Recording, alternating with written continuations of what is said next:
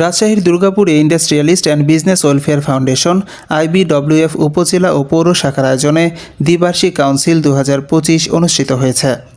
16 ফেব্রুয়ারি রবিবার দুর্গাপুর ফাজিল মাদ্রাসা মাঠে বিকেল 4 ঘটিকায় ব্যবসায়ীদের নিয়ে এই কাউন্সিল অনুষ্ঠিত হয়। IBWF দুর্গাপুর শাখার সভাপতি আলহাজ মোহাম্মদ আমজাদ হোসেনের সভাপতিত্বে প্রধান অতিথি হিসেবে উপস্থিত ছিলেন রাজশাহী 5 পুঠিয়া দুর্গাপুর আসনের বাংলাদেশ জামাতে ইসলামী মনোনীত প্রার্থী ও IBWF এর রাজশাহী জেলার সভাপতি নুরুজ্জামান লিটন। কাউন্সিলের প্রধান অতিথি তার বক্তব্যে বলেন, বিগত সময়ে ব্যবসায়ীরা সঠিকভাবে ব্যবসা করতে পারে নাই। ইটভাটা যারা করেছে, যারা পুকুরে মাছ চাষ করেছে, পরিবহন ব্যবসা যারা করেছে, পদে পদে তাদেরকে বাধা দেওয়া হয়েছে, মোটা অঙ্কের চাঁদা দিতে হয়েছে, না হলে কেউ ব্যবসা করতে পারে নাই, ঠিক কিনা?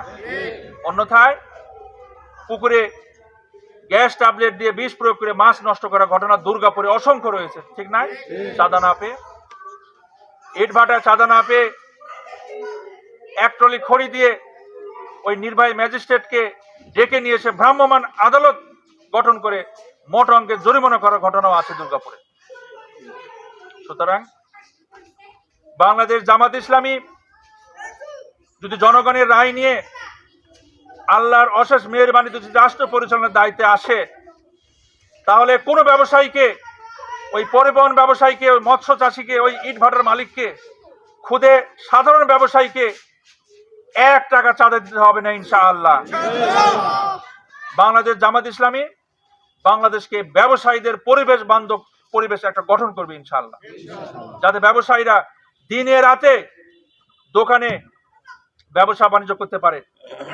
আমদানি রপ্তানি নীতিমালার গ্রহণযোগ্য পরিবর্তন করা হবে ইনশাআল্লাহ, যাতে করে ব্যবসায়ীরা বিদেশ থেকে প্রয়োজনীয় পণ্য আমদানি করতে পারে এবং বাংলাদেশ থেকে উৎপাদিত অতিরিক্ত পণ্য বিদেশে রপ্তানির মাধ্যমে বৈদেশিক মুদ্রা অর্জন করতে পারে। এই সময় বিশেষ অতিথি হিসেবে উপস্থিত ছিলেন IBWF এর রাজশাহী জেলার সেক্রেটারি অধ্যক্ষ ডক্টর আব্দুর রহিম, দুর্গাপুর শাখার প্রধান উপদেষ্টা সাইফুল ইসলাম, উপদেষ্টা শামীম উদ্দিন, বিদায়ী সাধারণ সম্পাদক ফজলুল বারী সোহরাব, উপজেলা শাখার কার্যনির্বাহী সদস্য নূরে আলম সহ আরও অনেকেই। উক্ত কাউন্সিলে দুর্গাপুর উপজেলার বিভিন্ন এলাকার ব্যবসায়ীদের উপস্থিতিতে দুর্গাপুর উপজেলা ও পৌর শাখার পূর্ণাঙ্গ কমিটি গঠন করা হয়। এতে দুর্গাপুর শাখার সভাপতি হিসেবে নির্বাচিত হয়েছেন আলহাজ মোহাম্মদ আমজাদ হোসেন ও সাধারণ সম্পাদক নির্বাচিত হয়েছেন আবদুল্লাহ আল মামুন। পৌর সভাপতি হিসেবে নির্বাচিত হয়েছেন বিশিষ্ট মুদি ব্যবসায়ী ইমদাদুল হক রিপন ও সাধারণ সম্পাদক হিসেবে নির্বাচিত হয়েছেন বিশিষ্ট বস্ত্র ব্যবসায়ী গোলাম রব্বানী।